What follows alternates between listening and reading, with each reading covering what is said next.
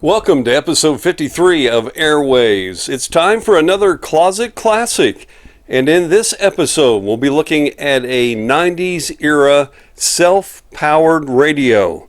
What the heck is that? Well, stick around. We'll find out next on AirWaves. Buzzstones AirWaves.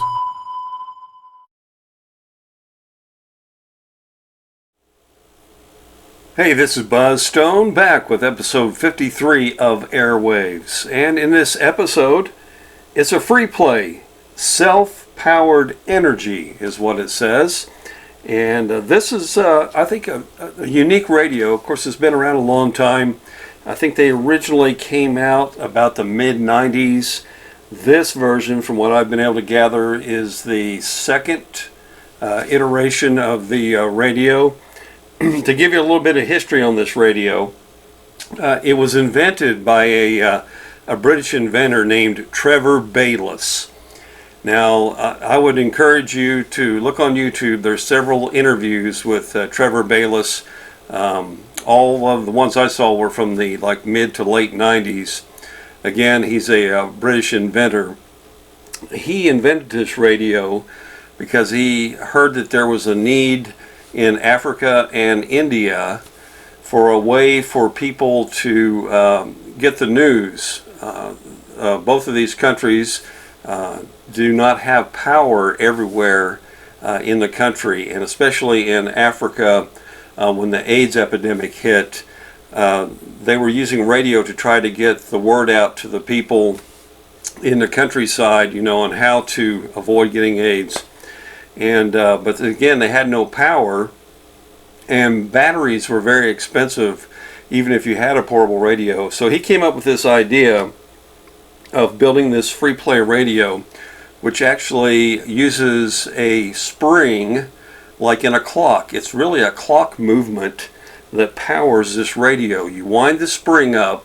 As the spring releases, it's spinning a gear, and there's a series of gears in there to get the right ratio, and then the gears spin a generator, DC generator, and that's what actually generates the power for this radio. So no batteries are necessary, and although it does have, and I'll get to that in a minute, it does have an input on the side for DC power, and it also has a solar panel here on the top. And I think it's just a really cool radio. It's an ingenious idea. He said he got the idea from the old Edison gramophones. The record players, the original record players had the big horn for a speaker and had a crank on the side. So you would, and it worked under the same principle. You're winding up a spring in there, and that's what's driving the turntable. So I'm going to go through all the features here. And by the way, he did this, I think, again, because he saw a need for something like this in Africa and India. And in the interviews that I watched several of them. Apparently, what they did was, of course, they sold these worldwide, not just there, although they were made in South Africa. And it was like for every one they sold, they gave another one, donated another one for free. So it was a really cool thing, and this radio is very unique. I actually picked this up at a Goodwill store, and it's probably been at least 10 years ago. I think I paid I know it was less than $10 for it, and it had a broken antenna. It has this telescoping antenna here, and other than that, it worked fine. So I just happened to have an extra antenna around and replaced that. And you see on the back here, it has a crank. Now this is not like your typical dynamo powered radios like you see all the time today, emergency radios. Those, you're actually, when you're turning this, you're turning a dynamo, which is generating current, and usually storing it either into a capacitor or a battery to get its power. So this is actually almost identical to a clock mechanism. And after a while here, I'll take the camera off the tripod and get in closer, so hopefully you can see exactly how it works. But I'll just turn this on here. Well, I'll show you this. Now, I was reading online, and of course I don't have the original manual, but it says basically 55 cranks will give you enough power to operate for 45 minutes. So I'm not going to crank it up that much, but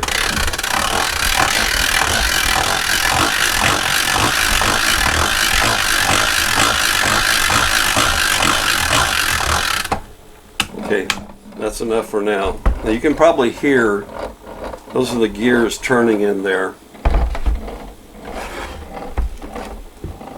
Well, actually, now the radio is turned off right now, and that's another neat feature about this. Basically, when you've got the radio off, it will almost not, these gears will virtually turn almost none at all. But as soon as I turn it on,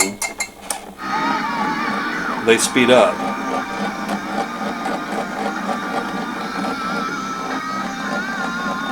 You can see it spinning there.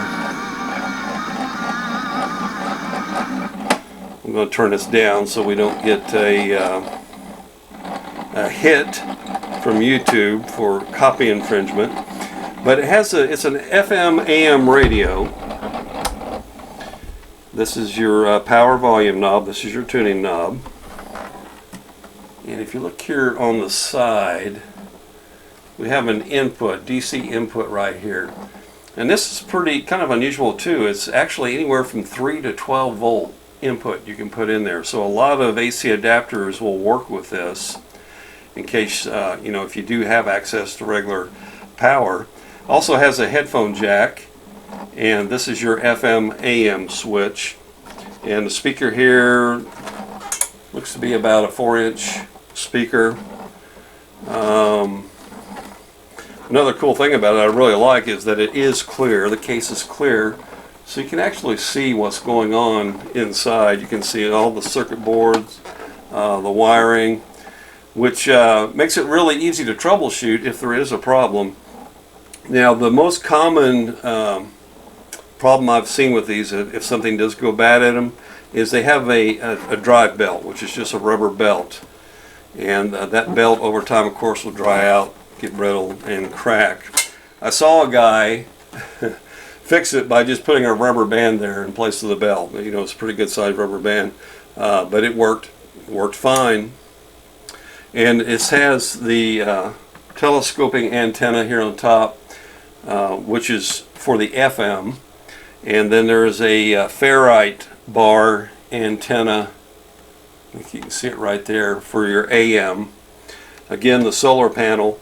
Now the radio will run off solar as well, so you don't have to have it cranked up in order to use the solar panel. That works like your traditional radios today. This thing would make a great prepper radio, I think, because you know, between the just cranking it up and also the solar panel, you know, you're going to be able to use it anytime.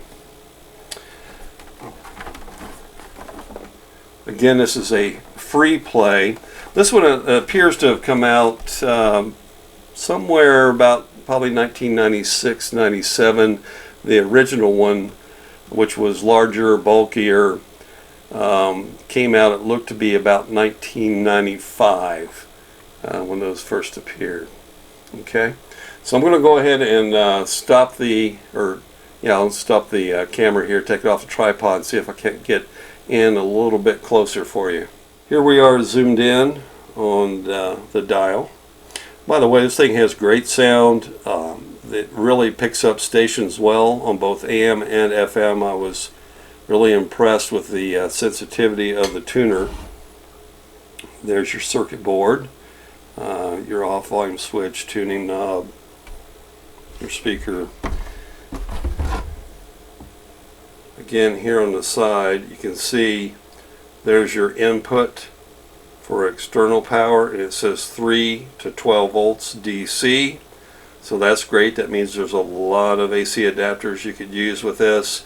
Your FM AM switch, your headphone jack. Now I saw some later versions as the years went on. They made some additions to these radios. There's the spring that you're winding up. It's a very big steel spring. Let's get it from the other side.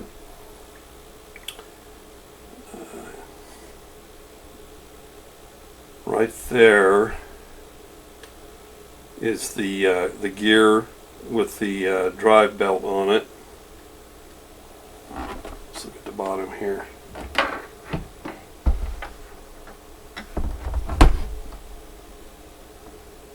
Circuit board. Now, as I was saying, one of the additions I saw in later years, they put a huge capacitor in there, so it could also store energy from the solar panel or extra energy from the clockwork mechanism there. And then after that, they actually added some internal NiCad, or I believe they were NiCad batteries in there to store energy. This does not have an internal battery. It operates strictly off the clock mechanism, the spring mechanism there, and of course the solar panel, or if you do have external DC power. So yeah, cool radio, definitely a closet classic. Like I say, I bought it over 10 years ago, but was originally manufactured sometime in the mid-90s. Again, the inventor was Trevor Baylis, an English inventor, and he's got quite a story to tell. So I do encourage you to watch his videos, because he's looked to be, I would say, in his 70s at least when he invented this, and he had quite a life. On one of the interviews, he goes into depth. Served in the military, worked in a circus, did a lot of things. He was a very unique character. I think you'll enjoy it. So anyway, just a quick look at this. I think it's just a fun, unique radio, and handy to have around in case of a power outage. And there's still a lot of these. I looked on eBay, a lot of these on there, all the different iterations through the years. And this one right here goes from around $30 to $40 typically, if it's in good working order. So, not bad if you want to pick one up to have in case of an emergency. It's the Freeplay Self-Powered radio, and another closet classic here on AirWaves. Appreciate you tuning in. If you haven't subscribed, please do. Give us a thumbs up if you like the video, and tell a friend about it, and we'll see you down the dial.